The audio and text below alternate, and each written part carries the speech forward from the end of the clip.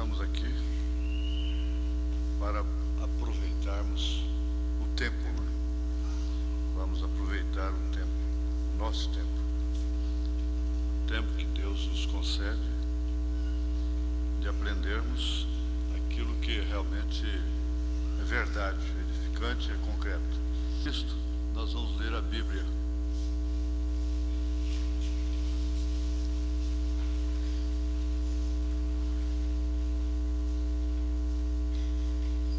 Aí na carta aos Romanos, capítulo 8, verso 31.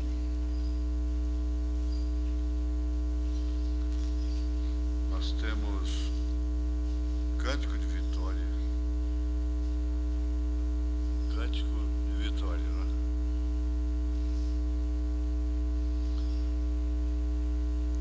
Que diremos, pois, a estas coisas?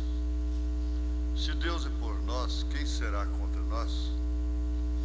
Aquele que nem mesmo a seu próprio Filho poupou, antes o entregou por todos nós, como nos não dará também com ele todas as coisas? Quem intentará acusação contra os escolhidos de Deus? É Deus quem os justifica. Quem os condenará? Pois é Cristo quem morreu, ou antes quem ressuscitou dentre os mortos, o qual está à direita de Deus e também intercede por nós. Quem nos separará do amor de Cristo? A tribulação, ou a angústia, ou a perseguição, ou a fome, ou a nudez, ou o perigo, ou a espada? Como está escrito: por amor de ti somos entregues à morte todo dia. Fomos reputados como ovelhas para o matador. Mas em todas estas coisas somos mais do que vencedores por aquele que nos amou.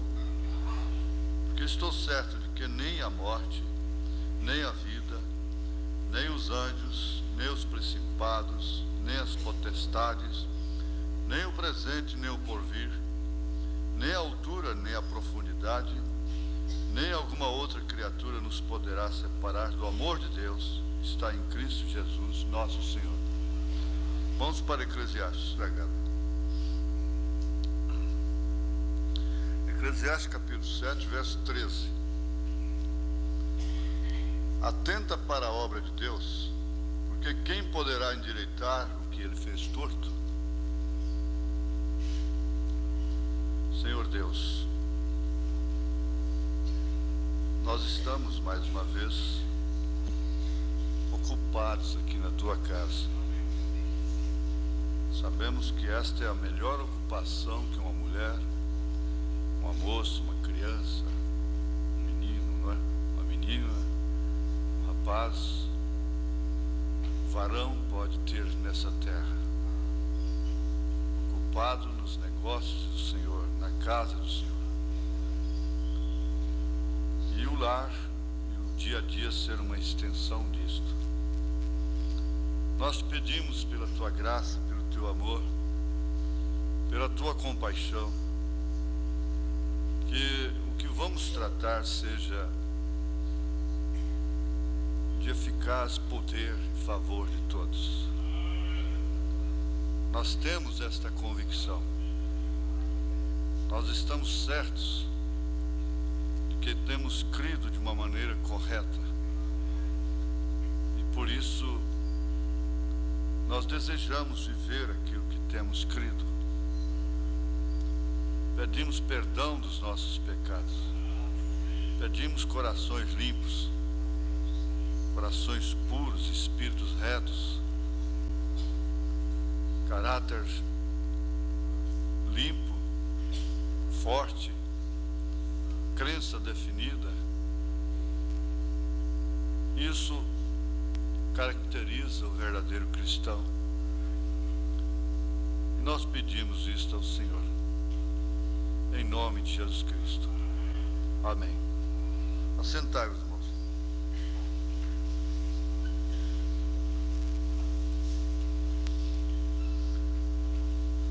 Pois bem, aqui nós temos a continuação disso que tem se tornado quase que um assunto nacional, né? Está indo as partes já, por várias partes. Algumas perguntas encabeçarão o estudo de hoje. Como disse, às vezes você tem uma pergunta racional, que combina com o assunto, não é? Se não combinar, não tem como responder aqui dentro desse assunto. Mas aqui está: sou casada, separada do marido, desquitada, divorciada, tenho uns 25 anos, não sei se ela tem 25 anos ou tem uns 25 anos que isso aconteceu. Tem uns 25 anos, Eu queria saber se eu posso casar de novo, sendo com um irmão. A outra é essa: qual é a condição em que uma moça da mensagem pode namorar um irmão divorciado?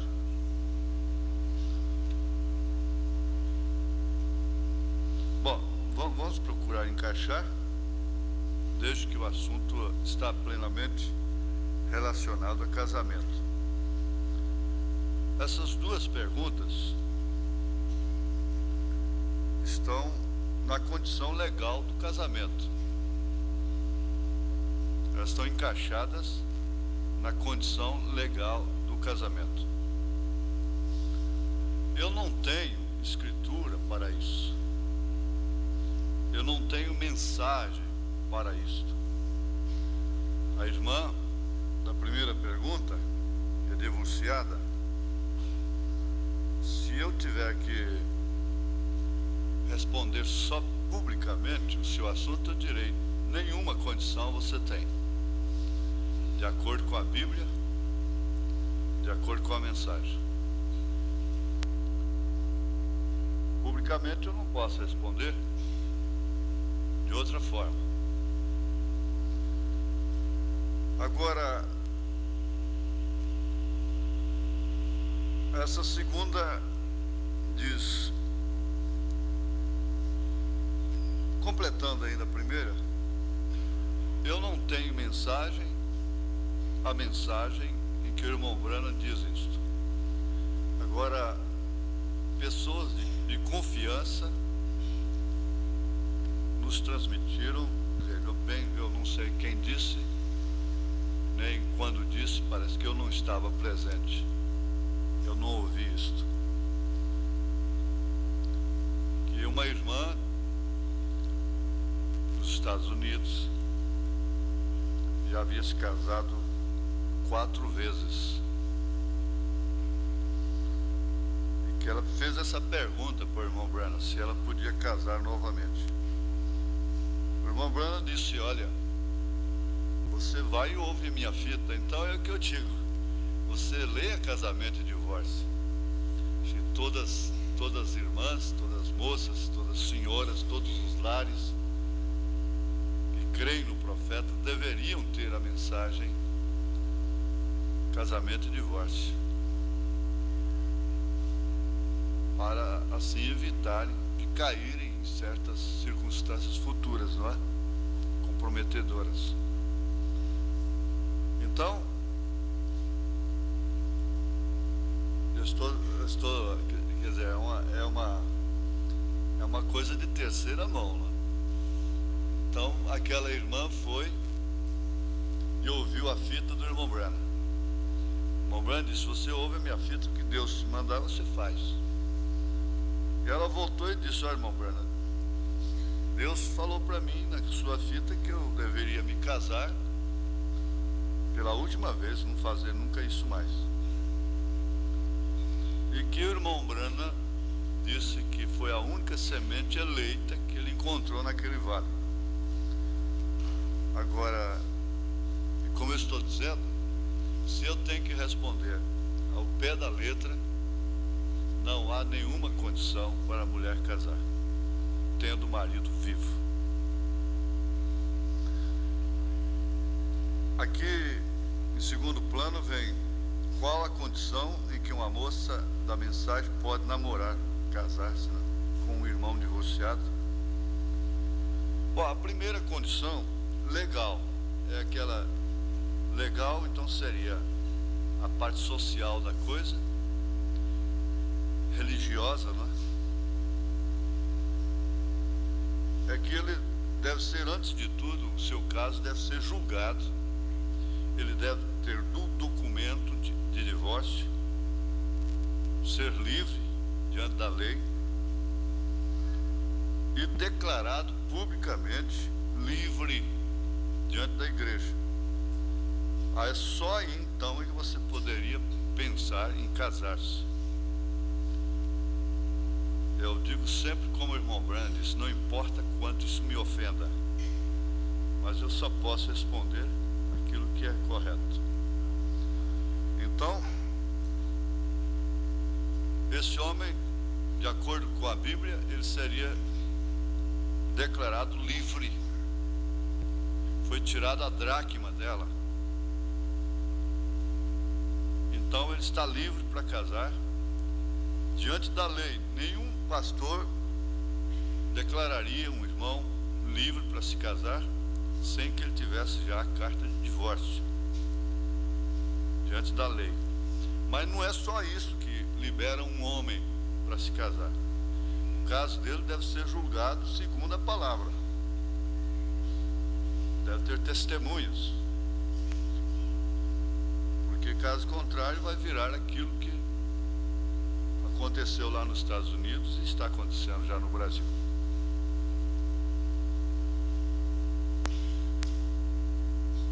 Agora, depois disso, então, segue-se as condições normais de um casamento. Ele é solteiro para todos os efeitos. Então você não deve namorar um homem casado. Se ele não foi declarado livre publicamente, ele é casado. Você não deve namorar aquele homem, com pena de sofrer as consequências. Isso sempre foi ensinado aqui. Agora, depois disso segue-se as condições normais de um casamento. Porque agora, então, ele é um homem solteiro, livre. As condições normais você conhece. Todo tempo que você orar é pouco. Todo tanto que você orar é pouco. Muito especialmente um homem divorciado, porque mesmo ele passando no julgamento, normalmente é a mulher que leva a má fama. Mas precisa saber se realmente aquilo, só o trono branco é que vai dizer naquele dia. Às vezes até a mulher prostituiu mesmo, deu razões para ser repudiada e ele ficar livre. Mas só lá no trono branco é que vai saber se realmente ele estava livre. De forma que o homem tem como, porque casamento, divórcio, disse ele pode, ela não, mas ele pode. Então o homem tem como. Se a luta é desigual, quem a colocou desigual foi Deus, não fui eu. Ele tem como. Agora, se ele vai usar disso ilegitimamente, é problema dele. Eu posso ser condenado por 1 milhão de coisas, mas menos por ensinar errado. Deus vai me segurar até o fim. Vou responder por erros pessoais, mas por ensinar errado, tenho confiança no meu Deus que eu nunca vou responder. Então, nesse ponto aí, se vocês nunca devem tomar ninguém, por exemplo. Se a pergunta tenta alvejar alguém, então lembra daquilo que o irmão Branham disse: se Deus tirar a mão de misericórdia de mim, eu entrarei pelo mesmo caminho, talvez pior. Há muitas perguntas que são capciosas, que elas tentam alvejar pessoas dentro do rebanho, porque muitas pessoas conhecem, existe a possibilidade de haver isso, né? A pessoa fazer uma pergunta para servir para outra. Muitas delas com boa intenção, procurando ajudar, salvar a pessoa, é por amor. Agora outras não, são perguntas capciosas. Eu creio que não existe isso no nosso meio. Quando é uma pergunta capciosa, a gente parece que percebe, não é? E dá a resposta que merece ou então não responde. Então, depois desse fator aí, dessa condição indispensável, se você é minha filha, eu tenho que dizer isso para você. Eu daria esse conselho para minha filha. Não se enrede com esse homem, por melhor que ele seja, antes que ele seja declarado livre. Porque assim é a Bíblia. Não importa as suas circunstâncias. Agora, depois disso, segue-se todas as condições e cuidados de um casamento normal. É o que nós estamos estudando. Porque você vai ter sempre, às vezes, casando na lei e na igreja, está sujeito a um casamento neurótico. Quanto mais um casamento que você vai enfrentar com uma consciência sem a devida estabilidade, sem o devido apoio. Porque se tem uma coisa que precisa de apoio aqui nessa terra, é a consciência. Desde que seja o apoio correto. Um apoio como você tem tido. Um apoio que você vê que não torce a Escritura. Não é, irmãos? Então a sua consciência deve descansar nisso.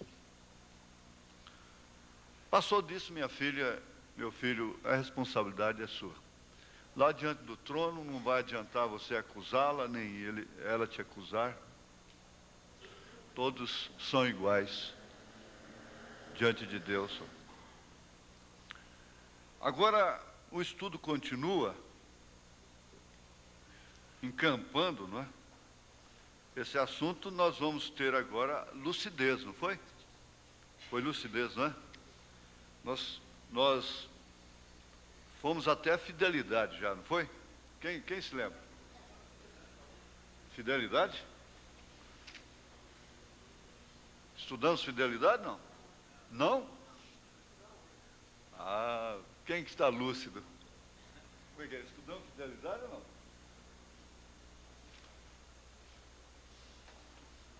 Agora eu quero ter certeza. Hoje são quantos? 17? 17?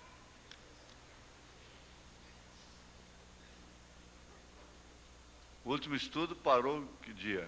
Dia 3? Dia 3, está anotado. Dia 3/10/93. Então agora que nós vamos entrar na fidelidade. Ah, então tá bom. Aí tá certo. Ali, o caderninho está anotado ali, ó. Dia 3/10/93, por quanto domingo passado eu não estava aqui. Fidelidade.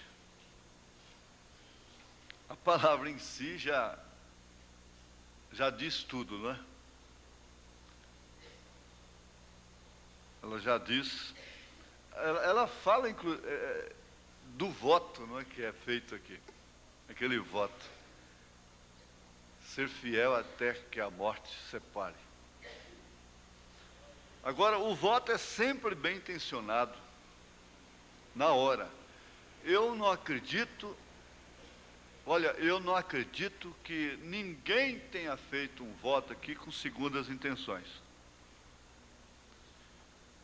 Naquele tempo que a gente tentava até salvar uma moça de um mau casamento, eu lembro de uma pessoa que nós tínhamos aqui, e eu atravessei, e outros incentivando, e eu via o que ia acontecer. Parece que aquele rapaz já casou pensando assim: vai ser o último dia que eu vou na igreja. E foi de fato. Assim que ele se casou, levou a irmãzinha e até ontem não apareceu mais. Tem uns 12, 15 anos, não é? Há pessoas que pode acontecer, mas eu não acredito assim que que haja um moço, uma moça que faça um voto já com a intenção de ser infiel. Ele pode ter o vírus da infidelidade, ser um homem volúvel, levado. Você sabe, há homens que não sabem discernir, estabilizar as suas vidas, e eles são também mariposas, pousa aqui, pousa ali, borboletas, não é? Eles são muito vulneráveis em sua personalidade, em seu caráter. E é natural que um homem veja diariamente mulheres mais bonitas do que a sua. Mulher veja homens mais aparentes, mais atraentes do que seu marido. É normal, é natural. E há pessoas que são levadas dessa forma, são levianas. Tudo que vê lhe atrai. Atrai a atenção, está sempre admirando o belo, o mais bonito. Sempre as coisas bonitas lhe chamam a atenção demais. E talvez essas pessoas tenham o vírus da infidelidade, que é uma companheira assim de mãos dadas da leviandade, né? A pessoa leviana. Ela não está bem querendo desprezar sua mulher, aquele homem não está querendo desprezar, não está querendo abandoná-la. Mas na sua personalidade, no seu espírito, no seu caráter, ele acha que pode fazer tudo que aquilo não afeta o seu casamento. E vice-versa, também há mulheres assim, levianas, que são atraídas facilmente pelo mais vistoso, pelo mais atraente. Então, esse fator, evidentemente, se desprende dos dois primeiros. Quais foram os dois primeiros? Você que anota aí. Quais foram os dois primeiros? Vamos ver? A escola é um estudo, é uma escola, e a gente fica, assim, gratificado. Eu comecei parece que precisar de água aqui no púlpito, mas acho que se deixar um pouquinho d'água para mim aqui agora vai ser bom. Eu não peço água lá na montanha, mas às vezes no púlpito eu tenho que pedir.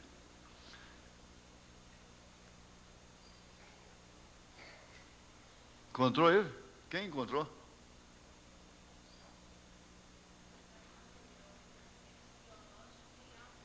Atração entre o sexo, que é biológico, né? E amor. Muito bem, muito obrigado. Então, veja, esse assunto, fidelidade, se desprende dos dois primeiros. A fidelidade é como aquela de Deus. Se formos infiéis, ele permanece fiel. Então se casa com o vírus da fidelidade. Vamos dizer que isso é um vírus, não é? O vírus da fidelidade. Então ele independe até mesmo de amar. O que acontecia no casamento antigo. Pode uma mocinha de 18 anos, como minha mãe era, meu pai chamava, ó, tem um dentista aí, coisa e tal, viúva, assim, e mandou o compadre fulano falar que quer casar com você, e chama esse homem e marca o casamento, e ela casa e depois mantém-se fiel a ele até depois da morte, nunca mais casar. Ficar viúva com 23 anos. Então, isso era normal, não é que minha mãe foi um pássaro raro. Era o espírito da era, da hora que a humanidade estava vivendo. Existiam mulheres falsas. Naquele tempo elas morriam na cama, eram atiradas, esfaqueadas. O homem tinha que matar para salvar sua honra. Era assim. E ele não é, uma vez comprovado, ele não era nem preso mesmo.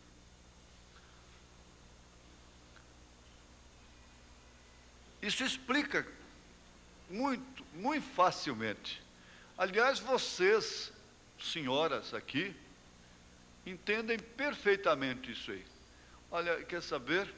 O meu casamento durou e vai durar. Eu serei fiel, independentemente de quaisquer outras condições. Eu creio que essa é a formação que vocês têm. Porque motivos surgem demais, não é? E essa é a era dos motivos, é a condição do tempo, motivos, circunstâncias, razões. Então, a gente não pode passar por isso assim, ligeiramente, por alto, correndo.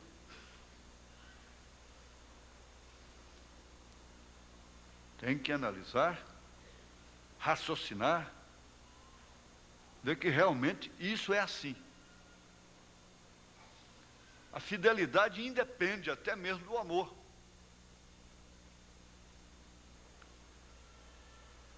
Você não vai ter um casamento normal se casar-se sem amor, sem atração biológica. Você poderá ter até um casamento neurótico, controvertido. No íntimo você não é completa, não é completo, não é realizado. Mas vamos assim colocar isso entre parênteses.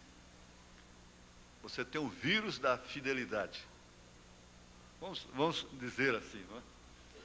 O dentista falou para mim: o senhor tem uma bactéria muito boa nos seus dentes, que falta em muitas outras pessoas, que às vezes a gente tem que transplantar, passar de uma boca para outra. Isso é uma bactéria, é um vírus, é uma bactéria, mas ela é benéfica, né? Então vamos dizer assim, que com licença, né, da fidelidade, que ela é uma virtude, ela não é um vírus, mas é aquela coisa que está impregnada na pessoa e que vai sempre estar ali, desenvolver, como o vírus da infidelidade. Está sempre ali, mais cedo, mais tarde, de vez em quando, está escorrega daqui, escorrega dali. Há pessoas que caem uma vez só, e por isso elas serão julgadas o resto da vida. Há pessoas que a queda delas serve para levantamento de acordo com as Escrituras. Você não tem que julgar uma pessoa porque ela caiu, tropeçou uma vez, e condená-la o resto da vida por aquilo. Não quer dizer isso, que ela tem o vírus da infidelidade, não é isso. Há pessoas que, uma vez tendo uma oportunidade, elas se tornam as pessoas mais fiéis do mundo. Isso tem que ser compreendido. Agora, sem um mínimo de entendimento naqueles dois planos primeiros, pelo menos um pouco de entendimento, a fidelidade nos dias atuais torna-se quase impossível. Por quê? É a questão da vingança social. Eu já encontrei, vocês sabem que eu não trato com irmãs, não é só daqui. E eu já encontrei muitas mulheres na vida tratando de vingar de seus maridos. E isso tornou-se social. Agora, nós vamos devagar assim, para ficar bem cravado. é preciso que haja entendimento naqueles dois planos, da atração biológica, da atração da fisionomia, do físico. Por que não dizer claramente atração sexual? E do amor. Pelo menos entendimento sobre isso. Porque tendo entendimento, você pode descobrir o mínimo das coisas na pessoa. Eu vi essa semana, dentro de um rancho, nós vimos, dois rapazes, adolescentes. O pai entrega uma balsa no garimpo. Eles estavam ali no ranchinho, sobre um aterro que os bandeirantes ainda fizeram, pesando ouro.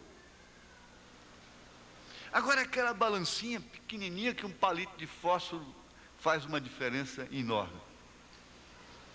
E aquela porçãozinha de ouro de um lado e um pezinho do outro, aquele pezinho igual de açougue, só que a coisinha mais bonitinha, pequenininha mesmo, pesando gramas.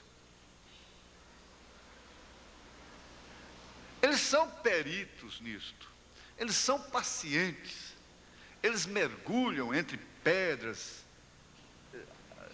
arriscando a vida, fazem buracos enormes de 6 metros num rio, tirando pedras e pedras, extraindo as mínimas porções, gramas, 4 gramas, 3 gramas de ouro.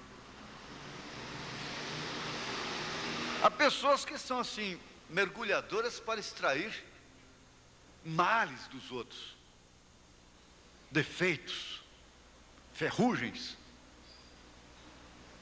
Mas já outras que vivem investigando as boas coisas.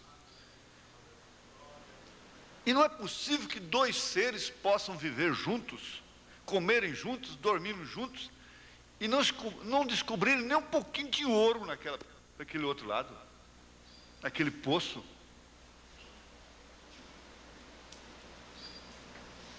O que é isso?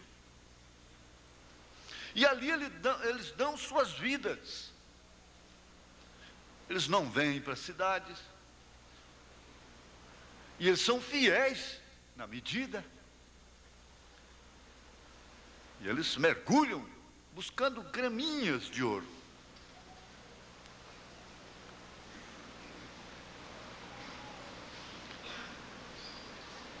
O verdadeiro amor se baseia, isso aqui é importantíssimo, se baseia em eleição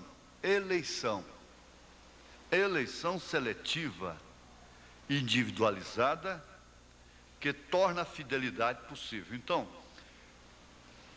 aí vem um rapaz de Chicago, aquele moço muito rico, um homem público, olha, rico, solteiro, rico, mulher chove em cima dele, todo mundo quer casar com ele, pega até psicose. Você cumprimenta, está dizendo, olha, ele está para mim.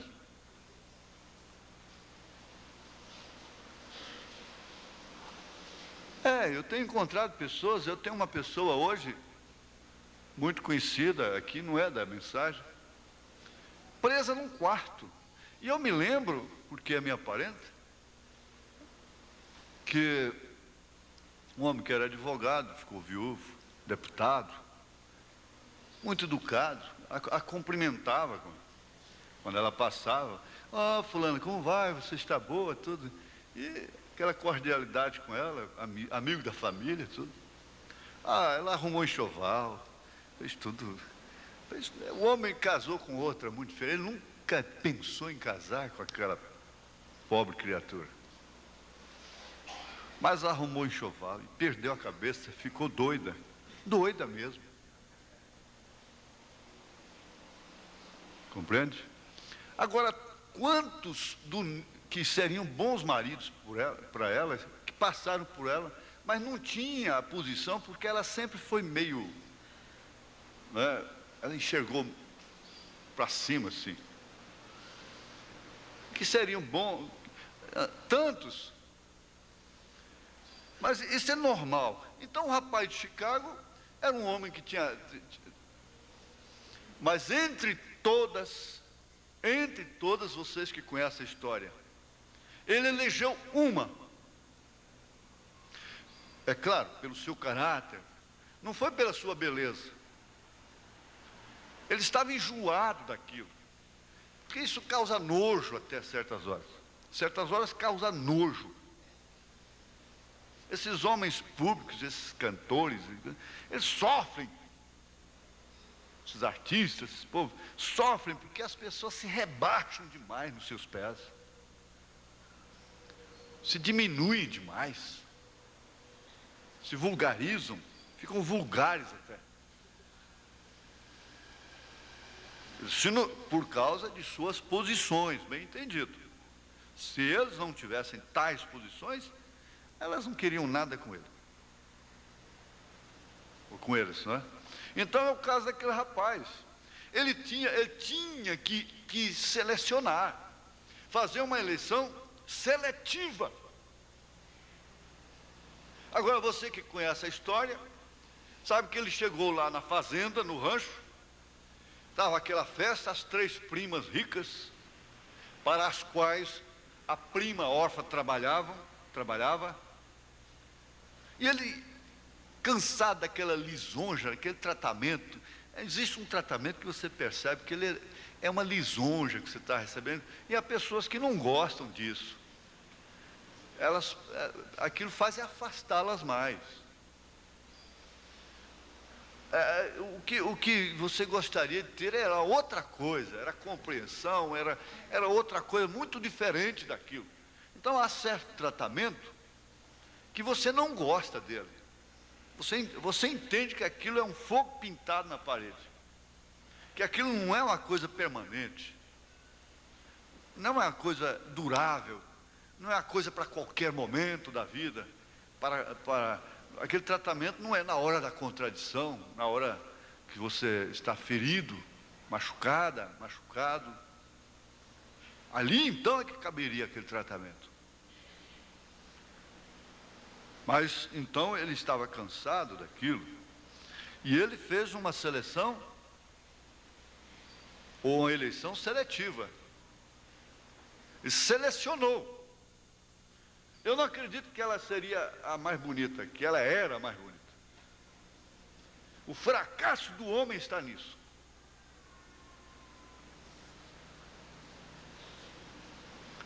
Agora é claro, perfeitamente claro, que ele tem que ter uma atração por ela.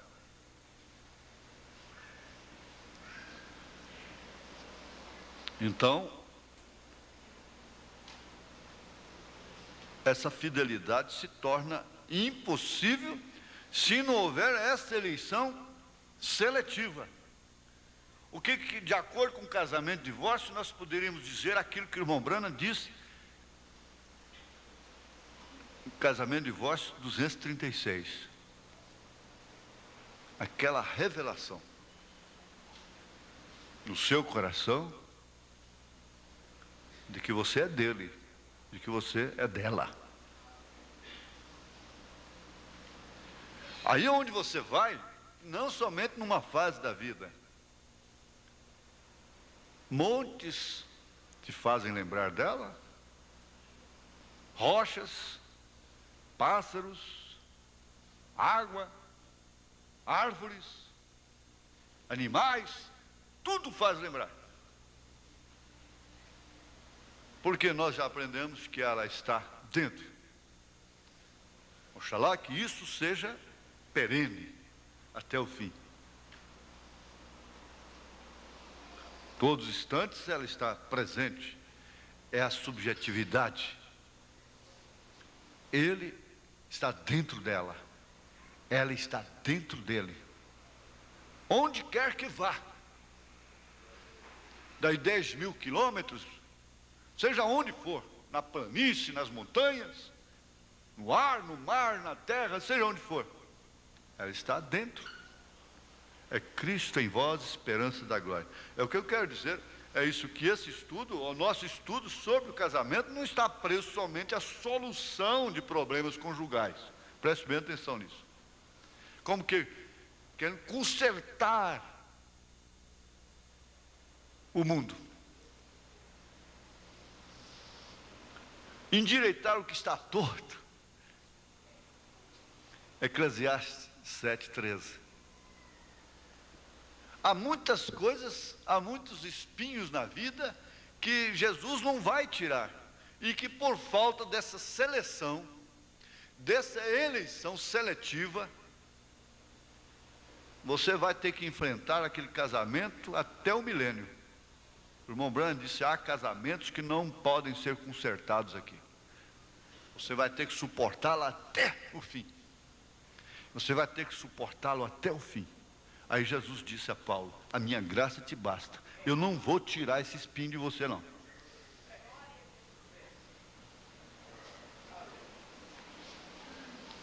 Agora, nós estamos analisando fatos, realidades concretas da vida. Isso não é apenas teoria, coisa de banco, não é? Coisa de escritório. Então, vejamos isso. A fidelidade se torna praticamente impossível se não houver uma eleição seletiva. Então, Jesus Cristo elegeu a sua noiva. Ele amou Jacó. Desde antes, lá no ventre de sua mãe. Paulo disse, então Deus faz acepção de pessoas. Ele diz, bom, Ele tem misericórdia de quem Ele tem misericórdia. Ele tem compaixão de quem Ele tem compaixão. Só que Ele amou a Jacó. E aborreceu Esaú antes mesmo de qualquer um deles fazer bem ou mal. Então Ele teria que assumir esse Jacó, porque Ele o elegeu. Jesus elegeu a sua esposa desde antes da fundação do mundo, mesmo conhecendo seus defeitos, mesmo conhecendo as suas jacosadas, Ele sabe como tratar com ela. Há um vale esperando por ela. Agora, Jesus, não, por causa disso, Ele não vai ficar atrás da mais bonita. Eu estava analisando isso, olha, na viagem eu estava comentando isso. Há tantas seitas, religiões tradicionais, milenares, mais bonitas, muçulmanos da lição de moral. Lição de moral. Um muçulmano, um rapaz, disse para mim, eu namoro minha esposa desde os 7 anos de idade. Me casei com 23 anos, nunca peguei na mão dela. E aquela mulher que tinha voto para trair o marido, aquele líder disse para ela, não basta, você não tem que deitar com outro homem. Basta você levantar um pouquinho da sua saia, que cobre os pés. Um pouquinho, um palmo para cima do tornozelo, então você já traiu o seu marido. E o profeta disse que quando aquela moça loira de cabelos longos estava tocando piano em uma de suas reuniões, e que ela saiu dançando no espírito e o piano continuou tocando sozinho, o grande curador, o Espírito Santo tocando. O Espírito Santo toca piano para ele. Ele disse assim, eles têm coisas que nós não temos, os Quakers. Não veem televisão, não tem rádio, vestem-se de preto, não andam de automóvel, carruagem. Isso eu vi pessoalmente, tentei tirar fotografia deles, eles não pararam. Isso quer dizer, religiosamente, formalmente, são muito mais bonitos. Uma freira tem uma vida linda, às vezes vai para o convento, não é só porque se perdeu, ela vai por chamada mesmo, e entrega a sua vida completamente naquele serviço, recluída a vida toda. Elas têm as peles mais bonitas do mundo, porque não bronzeiam, não queimam o sol. Agora, são bonitas religiosamente, mas Jesus não é esse volúvel que vê uma mais bonita, porque a sua está desgastada, está enrugada, está com defeitos, está falhando. Ele vê uma muçulmana ali bem vestidinha, lá embaixo, a saia arrastando o chão, nunca corta seu cabelo, nunca passa esse batonzinho disfarçado nos lábios, nas unhas, esmalte. Jesus então fica assim, aquela lá é mais bonita. Ele tem a ver com aquela que ele elegeu e selecionou. Você tem a ver com essa mulher que você elegeu para ser sua esposa, a mãe de seus filhos. Você foi quem a elegeu. Foi você quem o elegeu para ser seu marido. Então não tem ninguém mais bonito que ele.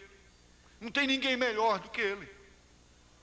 Porque você vê um tratamento ali de um parente, de um cunhado, de um tio, de um primo, que você gostaria de ter, de um amigo. Aí já fica, por que meu marido me trata daquele jeito? Aí começa a coisa. Jesus não é assim. O amor dele é seletivo. Ele selecionou para si pessoas perfeitas. Lá na grande ceia não foi mancos e aleijados. Mas ele os elegeu. Agora você elege essa mulher, mas eu pensei, pastor, que ela ia cuidar da minha roupa direitinho. Ia pregar o botão quando arrancasse, ia manter minha roupa limpa, porque eu já tinha problemas. Eu tinha que lavar minha roupa quando chegava em casa. Passava a roupa, ficava toda amarrotada. Agora eu chego, está do mesmo jeito. O que valeu esse casamento? Só aumentou a responsabilidade.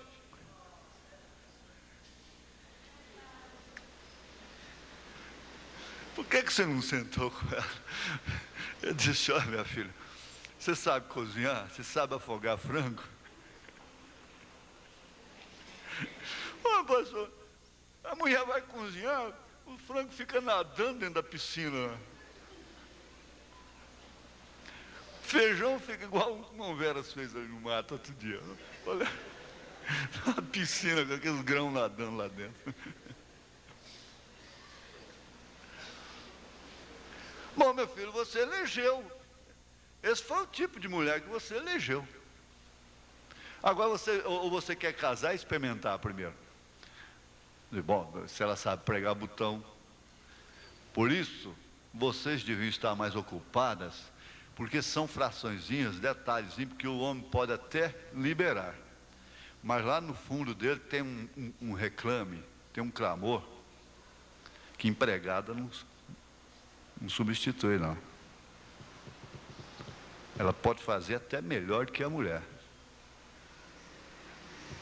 Na comida, no fogão.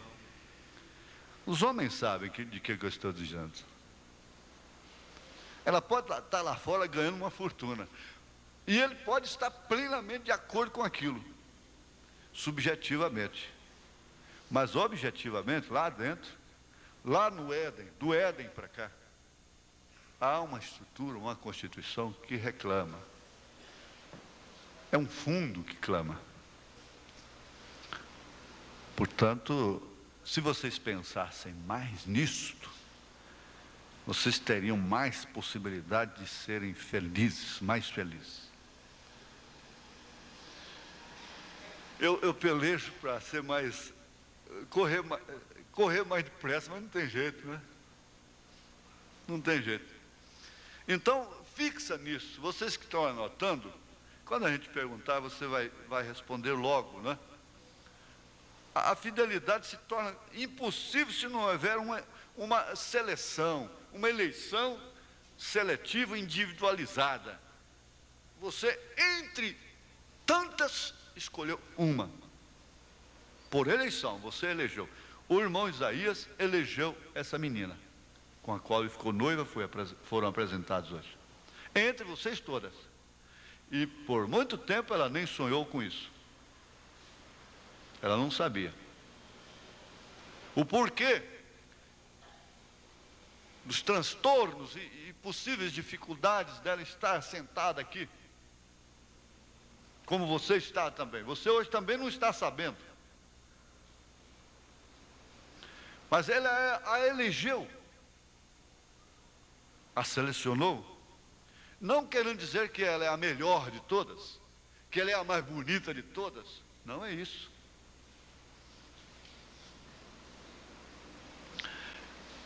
Fidelidade, porém, veja aqui, ó, presta atenção. Isso aqui é profundo. Não é um direito de propriedade.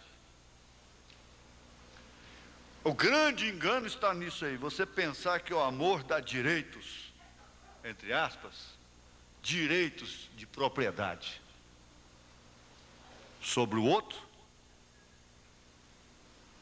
Ora, isso é simplesmente funesto para o casamento. Isso acaba com o casamento. A mulher não pode encarar, sem cair no extremo da sua emancipação mundana lá de fora, sem cair. Mas encarar o casamento como se ela fosse sempre uma parte prejudicada. A única que tem a perder. E por isso ele tem que pagar. Isso é uma cobradora eterna do marido. Amor cobrado não presta.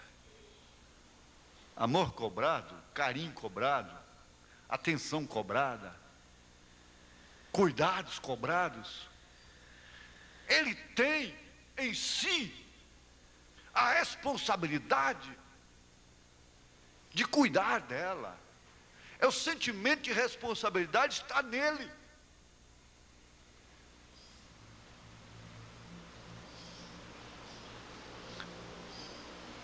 Então você entender que seu amor é um direito de propriedade. Gente, olha, um marido que a mulher tem que ficar pegando o colarinho dele. Onde vai tem que ficar com os olhos em cima. Que casamento é esse, meu Deus? Uma mulher que vai cuspir ali fora, o marido já... O que você foi fazer lá na janela?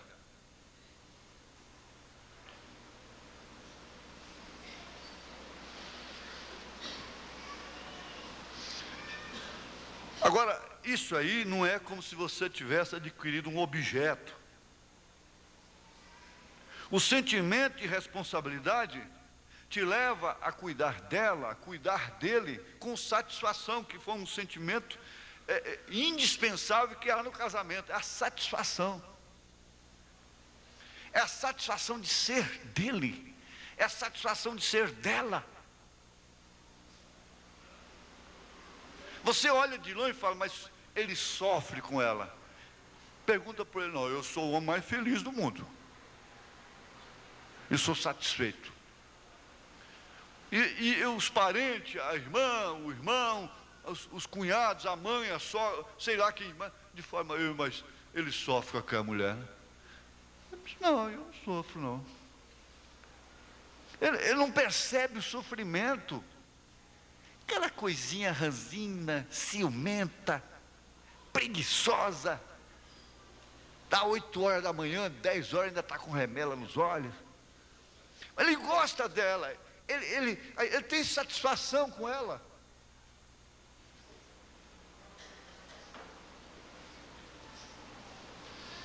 Aí diz, bom, mas olha um gosto que é uma carrada de abóbora. Agora nós vamos ver aqui a base ou bases para motivações para a fidelidade. Então tem que haver motivações para a fidelidade. O irmão Branham diz assim, que aquela irmã, aquela moça casou-se com um rapaz que era novo convertido, ele tinha apenas 2 anos. Você chega um rapaz que você não espera nele ser batizado ainda, né? Mas ele tinha 2 anos apenas de convertido. Então era novo convertido. Ela disse: olha, eu sei que você veio de uma vida pecaminosa lá de fora, coisa e tal. Se acontecer alguma coisa com você, se você cair por aí, não se vá de mim. Eu estou pronta para te perdoar e te ajudar nas maiores dificuldades. E franqueou para ele, como diz: olha, eu casei com você sabendo. O profeta disse que ele diz assim: como que eu vou fazer um mal contra uma mulher dessa, que fira uma confiança, um sentimento desse? Ele não teve coragem, nunca. Por quê? Ela motivou a fidelidade. Mas eu vou dizer para vocês, irmãos, as mulheres curiosas, inquiridoras, não vão muito longe, não. Cuidado, tome cuidado. Não vão muito longe em seus casamentos. Aqui, ó, bases de motivações para a fidelidade. A. Impregnação. É uma espécie de condicionamento psíquico procedente do companheiro, que faz com que somente estímulos visuais, auditivos, táteis, o que você pode pegar? E odoríficos, cheiros, procedentes do companheiro ou da companheira, de eleição, bem entendido, companheiro, companheira de eleição. Olha, isso aqui é simplesmente maravilhoso, gente. Isso põe a gente religioso. Um casal que se elegeu entre si, rebenta o que rebentar, eles vão chegar lá no fim juntos. É Cristo e a igreja. O que tiver de consertar, ele vai consertar. Mas tem que chegar lá no fim com ele. Porque ele a elegeu. Ele a elegeu.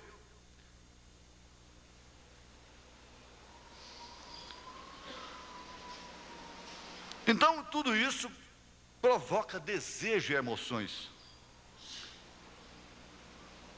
Eles dizem: eu vou cuidar um pouco do meu visual. Ora, gente, é certo que existem os extremos. A mulher tem que conhecer o homem barbudo, suado. O homem tem que conhecer a mulher, sua mulher suada. Hoje não se fala mais em batedor, não? Parece que seria até desumano, né, falar em batedor de roupa. Elas quase não morriam de infarto, porque bater roupa, lavar roupa, né? Elas tinham muito mais saúde. Eu só sei isso. Elas tinham 10, 12, 15 filhos e chegavam à velhice com 80, 90 anos. Esse é o desafio para a ciência, né? A modernidade. As máquinas, essas coisas, vieram diminuindo o tempo de vida e a saúde. Alimentação, isso não precisa nem comentar mais. Será o desafio está na cara, está diante de nós, e nós continuamos rebeldes nesse sentido. Por isso elas têm que ficar lá na margem do horto, lá, queimando as banhinhas, andando por lá, porque não tem roupa para lavar, não tem nada para fazer, é só escrever outra coisa. Então, tem que cuidar do visual. Olha, as coisas, o auditivo, o que se ouve do companheiro, o que se ouve da companheira, gente, tem hora que a gente fica importuno. Por isso o irmão Brando disse: eu não quero ser um velho rabugento. Homem aposentado, fica só dentro de casa, fica rabugento. E isso aqui, e aquilo ali está fora do lugar, isso aqui, essa galinha, essa lâmpada acesa, isso aqui, oh, você está demorando demais no banheiro aí, está gastando energia, isso aqui. Olha o grão de arroz aqui no chão. Você sabe que fica mesmo. Vocês não sabem quanto custa. Quem não paga, não apaga, né? Tá certo. Ter preleções em casa. Dizer, gente, a energia, a lâmpada acesa sem necessidade, além de estar gastando mais energia, diminui o tempo de vida da própria lâmpada.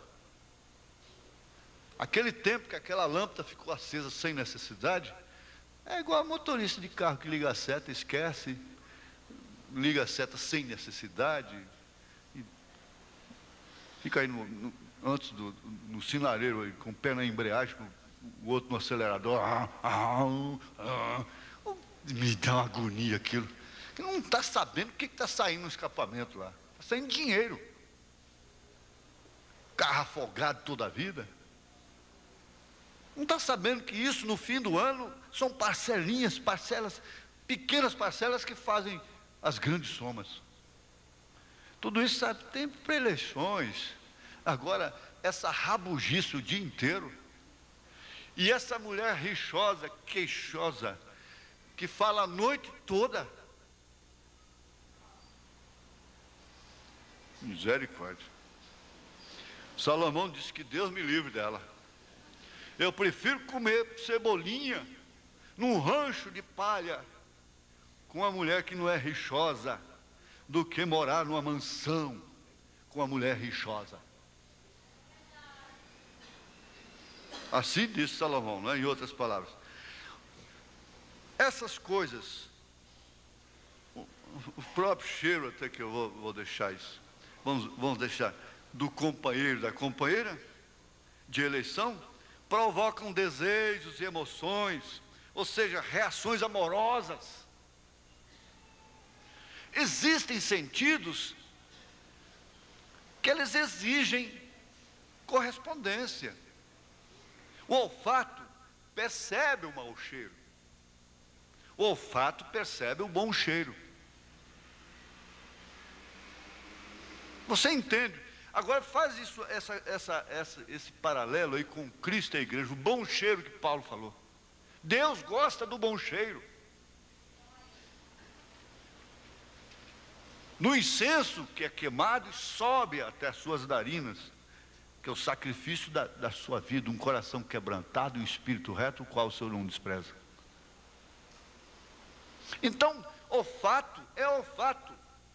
Dificilmente uma pessoa percebe o seu próprio hálito, porque ela está acostumada com aquilo. Quem percebe é o outro.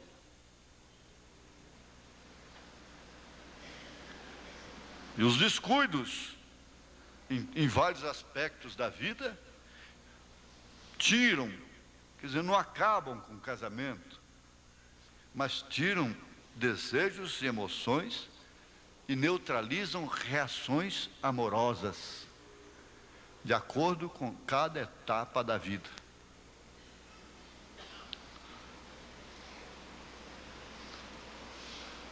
Isso pode realmente provocar um certo desvio, um certo desânimo, quando aquele parceiro está em direção a ela ou a ele, com exclusão de qualquer outro. Olha, às vezes, me permitam, tem mulher que tem tristeza de chegar à noite. Chega o caso, sim. Tem trauma. Fica embromando pela cozinha, enrolando no serviço doméstico, lavando vasilha e fazendo coisa, e o embroma o mais que puder. Tem trauma de ir para o quarto. Tudo por causa de ignorância, estupidez do homem. Morreu aquela atração, ela nunca vai ser infiel, ela vai ser fiel até a morte. Mas ela não usufrui das emoções que um casamento tem até o seu último dia. Ele não usufrui. Por outro lado, porque isso acontece dos dois lados. Então você não tem que viver preocupada. Existe o centro para tudo. Eu espero, nós estamos num auditório misto, então a gente não pode minuciar tudo. Mas vocês entendem, existe o centro para tudo. aquele cuidado que não neutraliza, que não interrompe aqueles momentos de reações amorosas entre si. Isso alimenta o sentimento de fidelidade um ao outro. Não resta dúvida. Agora, a letra B vem exatamente a satisfação. Veja, é a segunda base para a fidelidade. Vamos sempre observar. O caráter daquela mulher cristã é esse, é o de Deus. Sendo infiel, eu permaneço fiel. Se formos infiéis, ele permanece fiel. Isso não tem nada a ver se cheira mal, se cheira bom, se fiel, uma vez fiel, fiel para sempre. Não é certo? Agora nós estamos estudando aquilo que é racional, como Paulo disse, o leite racional. Leite racional é ensinamento racional.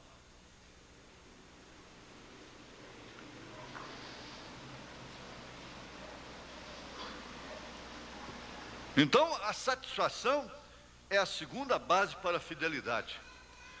Deve ser compreendida como uma necessidade ampla. Ampla. Ajustamento normal no casamento passa pela compreensão dos diversos significados que se tem da satisfação, ligada ou não à necessidade imediata do prazer, independentemente do prazer sexual. Há uma satisfação de viver e conviver com determinadas pessoas, amigos. O profeta chegou a dizer, dá dor no coração na hora de separar, de sair de determinados ambientes, lugares. A gente viaja, sai com o coração olhando para trás. Entende? Então isso independe às vezes até do prazer. É uma satisfação de estar juntos, é uma satisfação de viajar juntos, é uma satisfação de comer juntos, é uma satisfação de dormir juntos. E havendo essa satisfação recíproca, não há por que meter cunha no meio, tentar uma aventurinha ali. Todo homem sabe que a mulher da aventura não corresponde com a sua mulher, como sua mulher. Toda aventura extraconjugal, extracasamento, é frustrante. Então não lhe interessa isso. É preciso que isso seja um culto racional, realmente, como disse Paulo. Não há nenhuma pessoa melhor no mundo para ele, que lhe causa mais satisfação do que a sua esposa, do que seu marido. Às vezes eu tenho encontrado irmãs que são inconsoláveis, por mais que você dê para elas de Bíblia, de mensagem, porque elas não podem, de maneira alguma, aceitar o rompimento da parte dele no casamento. Ora, se elas aceitassem passivamente, sem nenhuma reação, sem nenhum trauma, sem nenhum choro, sem nenhum desespero, teria alguma coisa errada com elas. Por isso que essa mulher está lutando, meu irmão. É por quê? Porque ela é fiel, ela ama, ela tem satisfação com você. Não tem um homem que tenha aventura extraconjugal, que tenha paz no espírito, que tenha satisfação no espírito. Ele está satisfeito. Não tem. Agora, isso, não precisa nem fazer menção da mulher, é claro.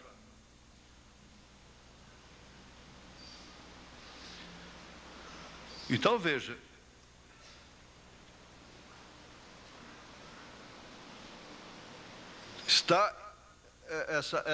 essa satisfação, ela está,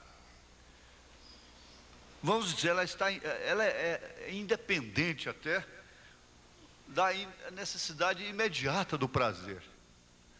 Porque, olha, é um pouquinho só de experiência, casais novos, principalmente, maridos. A necessidade do prazer, eles encaram como uma emergência tão grande, que sacrificam a satisfação depois. Não vai morrer se deixar para amanhã. Não vai acabar se só pode a semana que entra. O importante é não sacrificar a satisfação da vida com ela. A satisfação da vida com ele. Paulo disse em 1 Coríntios 7, que isso deve ser analisado mutuamente e perder uma certa vergonha de dialogar determinados assuntos íntimos. Vai dialogar com companheiras, que por sua vez já vai contar para outras.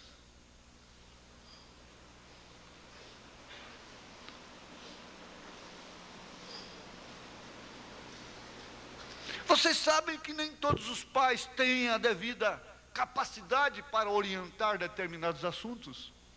Precipitam as filhas, mães que precipitam as filhas, que se tomassem das suas experiências amargas,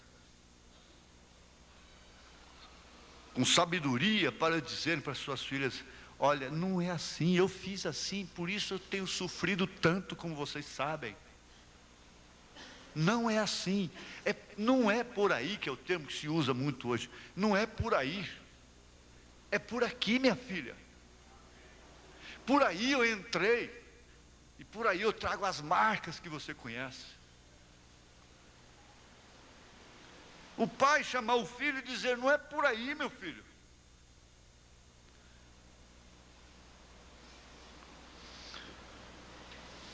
Então você entende, o atendimento do prazer não pode ser confundido com a satisfação do viver. Eu entendo bem, eu entendo, agora que é a hora do bem, é a hora que o bem soa melhor no ouvido dela, é a hora que o amor, meu amor, soa melhor no ouvido dela. Eu entendo.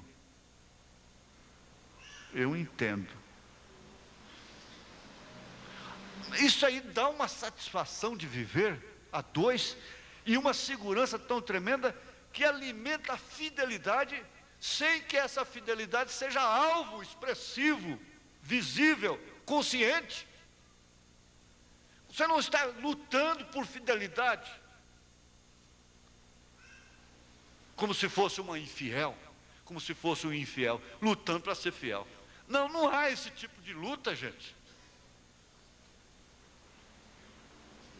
Não pode haver esse tipo de luta. Paulo sempre relacionou isso com a igreja e Cristo.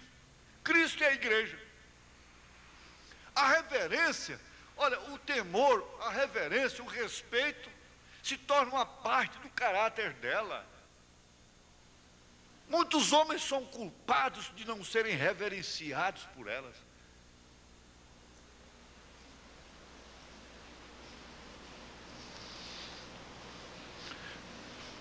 Olha, qualquer homem de bom senso se constrangeria de ter uma mulher humilhada a seus pés, sendo mais uma criada, uma escrava dele, do que uma esposa.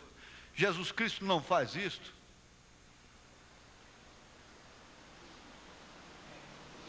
Ele se sentiria constrangido. Por isso você encontra um William Branham de avental, ajudando a esposa a lavar as vasilhas. Ora, uma casa dessa só podia ter satisfação, ou era só na cama.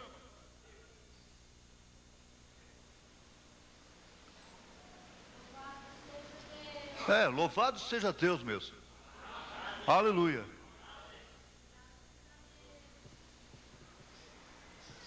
Esse sentimento de satisfação não está preso ao prazer. Eu tenho que falar entre linhas, ao prazer. Gente, comumente, veja, até entre amigos, entre irmãos, é natural que nós entremos até em conflito, esquentemos a cabeça um do outro, mas quando você vê, quando cai aquele sentimento de compreensão, que atmosfera gostosa acontece ali naquela hora. Aí cai um sentimento de satisfação um com o outro.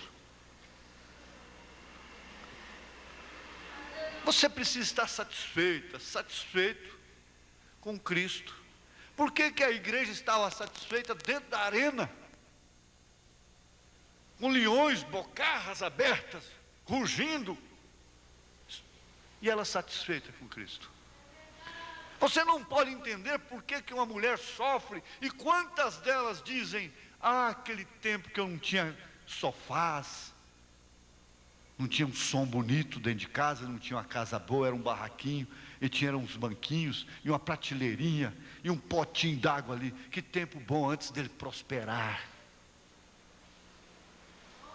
Que tempo tão feliz. Eu era feliz e não sabia. Tinha satisfação. Era uma luta compartilhada, era de mãos dadas. Mas ele cresceu. Chegou o telefone, chegou o carro. Chegando o carro, telefone e outros meios, então chegaram as possibilidades das aventuras. Facilitou muito mais as coisas. E a satisfação do velho casebre se foi.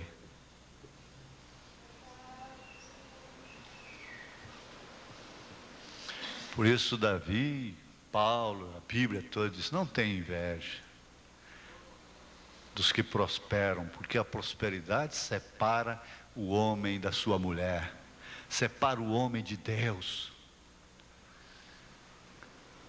Separando de Deus. Não tenha medo de ganhar as coisas juntos, não. Por favor, não vá a extremos. Mas prossigam como o índio, dando um passo e 9 olhadas. Por isso que eu digo, às vezes, quando a festa está muito boa, você tem que sair dela. E quando um lugar, uma coisa começa a me dar muito prazer, e eu conto isso como um testemunho. Eu tinha uma terra aqui embaixo que o irmão Israel brincava: a gente não sabe se isso aqui é água ou se é terra. Bom, lá eu até desejava a palavra falada para fazer um montinho. Falei: o irmão Breno chegasse aqui, ele fala: ô irmão Breno, fala aí para a terra subir um pouco aqui, 1 metro só. Aí pronto, dá condição de vida aqui para os meus irmãos que moram aqui. Mas não tinha jeito, não tinha a palavra falada, o que eu fazia? Vinha o próximo enchente, não dava tudo. Agora, irmão Juraci Cardoso, irmão Luiz Correia, muito tempo trabalhando, adquirem uma posse, para lá de Minas Sul, no caminho de Cavalcante. Então, é o retrato da minha vida, de um extremo ao outro. Estava lembrando, uma Haroldo lá. O retrato da minha vida. Lá a gente chorava. Precisasse de um chá de pedra, morria. Aqui é só pedra. E é só montanha. Você não queria montinho? Então toma montinho agora. Só isso. Ninguém vai lá de carro normal. Tem que entrar num calhambeque, lá com o irmão Luiz Correia. Todas as vezes esse trem tem que quebrar no caminho. Mas vai ficando tão bom, que olha, cuidado. Quando está muito bom é melhor vender. É melhor jogar fora. Mas isso não é chantagem, não. Pode deixar que não é chantagem. Mas veja aqui, se você adquire satisfação num lugar, olha, a sua presença é símbolo de fidelidade. O homem na hora certa em casa, representa o quê? Fidelidade. Ele viaja, tem o costume de viajar, chega naquela hora. Ele começou a atrasar e dar muita explicação e coisa e tal, daqui a pouco, você já, o que está acontecendo? Quer dizer, ele na igreja é fidelidade com Deus. Ele começou a falhar nos cultos. O que está acontecendo? Você entende? A sua presença significa fidelidade. Não quer dizer que a sua ausência queira dizer infidelidade. Porque ele tem que se ausentar fisicamente. E mesmo a ausência dela. Mas veja, se alcançou uma satisfação em nível mais amplo, com o companheiro ou com a companheira conjugal, se a relação é gratificante, não haverá nenhuma razão para se buscar outro parceiro, outra parceira, fora do matrimônio. Uma vez que o casamento, agora para nós, uma vez que o casamento, segundo São Paulo, 1 Coríntios capítulo 7, por causa da prostituição, cada homem deve ter a sua mulher. E a mulher precisa tratar. A mulher precisa se conservar. Porque ela foi dada para livrá-lo da incontinência. Precisa se cuidar. Eu já pus irmãs à disposição da assistência médica nossa. Se você vai tratar, vai cuidar disso. E se não quer tratar, então tem alguma coisa errada com seu espírito. E você poderá ser repudiada pelo seu marido, de acordo com o casamento e divórcio. Pelo menos a razão não existe, porque você pode se sentar no banquinho da sua consciência e conversar com ele, mesmo na ausência dele, dizer assim: fulano, eu faltei com você, mesmo dentro do âmbito normal da vida conjugal. Eu estou infringindo 1 Coríntios 7, a Bíblia Sagrada aqui. Eu infringi? Eu não fiz tudo? Essa é a parte da razão. Esse é o racional. Ora, irmãos, por isso é que Deus não gosta de nada por força nem por violência. Deus não gosta. E se Ele não gosta, o homem também não gosta. Ele pode usar disso, ele pode fazer da esposa uma escravinha dele.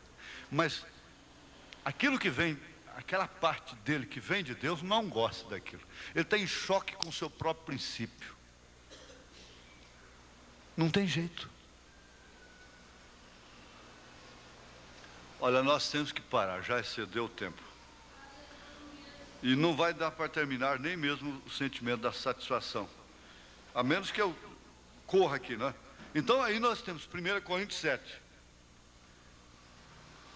Existem todas as possibilidades de sermos fiéis quando encontramos um ser com o qual se consegue ter a impressão total.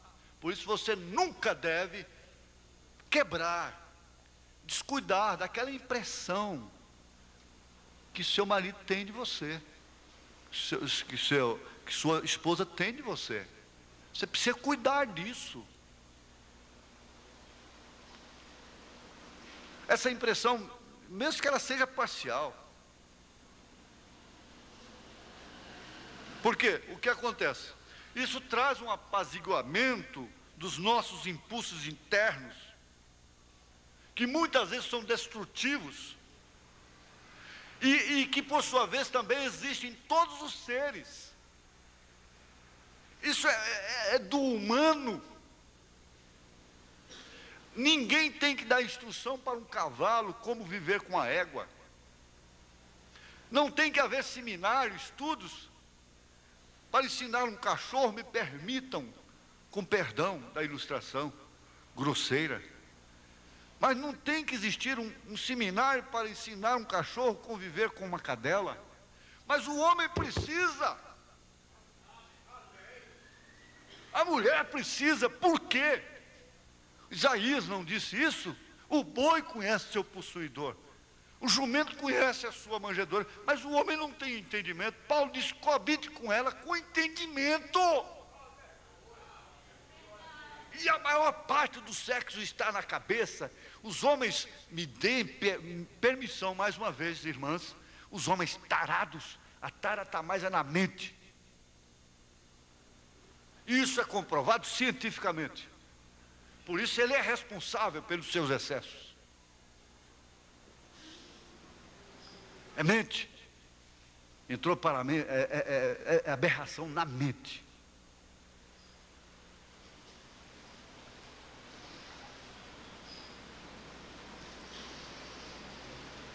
No casamento conjugal compartilhado, veja, o outro, quer dizer, auxilia a apaziguar nossas inquietações e tensões e complementa nossas deficiências.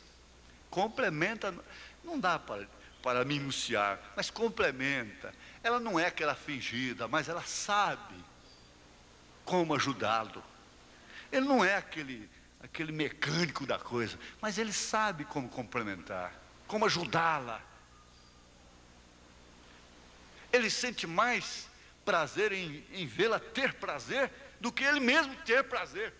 Então ela deixou de ser uma máquina. E tudo isso provoca apego, fidelidade, aconchego, satisfação, sentir bem estar junto. Veja então, e assim então, existirão todas as possibilidades de permanecer fiel. Essa é a parte racional. A parte cristã é essa: sendo infiel, permaneça fiel. Conhece-se então a denominada fidelidade liberada, que permite o amor durável. A fidelidade liberada, o que deveria ser? É aquela que o irmão Branham disse: você não tem que pegar no colarinho dele na hora que ele sair de viagem. Olha, se você flertar com uma mulher lá, eu te largo. E você não vai sair na janela e ficar olhando o vizinho de frente. Uma mulher, ele sabe que ela não vai fazer isso. Não se pode, porém, conceber fidelidade, vida conjugal, duradoura, bem entendido, com ausência de tensões, ausência de crises. Não. Só porque não há tensões, não há crises. Ausência, não. Para alguns, da fascinação do desejo, isto é, de vida diferente do que está vivendo no casamento. Não, isso... Domingo próximo, se Deus quiser, a gente volta um pouquinho aqui para continuar agora na lucidez. Compreendido? Amém? Eu estou com 10, como é que é? 18? 17 do 10/93.